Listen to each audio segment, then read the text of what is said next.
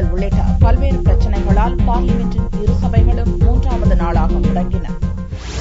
Parliament மழைக்கால கூட்டத்தொடர் வியாழனன்று 3வது நாளாக கூடியது. லோக்சபா கூடியதும் காங்கிரஸ் உள்ளிட்ட எதிர்க்கட்சிகளின் உறுப்பினர்கள் போராட்டத்தில் ஈடுபட்டனர். லலித் மோடிக்கு உதவிய மத்திய அமைச்சர் சுஷ்மா, ராஜஸ்தான் முதல்வர் வசுந்தரா, வியாபம் ஊழலில் தொடர்புடைய சிவராஜ் சிங் சௌகான் ஆகியோர் பதவி விலக வலியுறுத்தி கோஷங்களை முழங்கினர். லலித் மோடி சர்ச்சை தொடர்பாக காங்கிரஸ் உள்ளிட்ட கட்சிகள் அளித்த ஒத்திவைப்பு தீர்மானங்கள் நிராகரிக்கப்பட்டதாக சபாநாயகர் சுமித்ரா மகாஜன் கூறியதை அடுத்து எதிர்க்கட்சிகளின் உறுப்பினர்கள் அமளி தும்மளியில் ஈடுபட்டனர். இதனால் சபையை பகல் 12 மணி வரை சபாநாயகர் சுமித்ரா மகாஜன் ஒத்திவைத்தார். மீண்டும் சபை கூடியபோது சுஷ்மா, வசுந்தரா, சிவராஜ் சிங் ராஜினாமா செய்யும் வரை விவாதம் நடத்த அனுமதிக்க மாட்டோம் என ராகுல் கூறினார். அப்போது பாரதிய ஜனதா உறுப்பினர் அர்ஜுன் ராம் மேக்வால், காங்கிரஸ் தலைவர் சோனியாவின் மருமகன் ராபர்ட் வதேரா தனது பேஸ்புக்கில் எம்பிக்களை அவமதிக்கும் வகையில் கருத்து கூறியிருப்பதாக சாடினார். வதேரா மீது நடவடிக்கை எடுக்க வேண்டும் என அவர் கூறிய கருத்தால் காங்கிரஸ் உறுப்பினர்கள் ஆவேச கோலம் பூண்டனர். இதனால் அமளி தும்மளி தீவிரமானதால் நாள் முழுக்க சபை ஒத்திவைக்கப்பட்டது.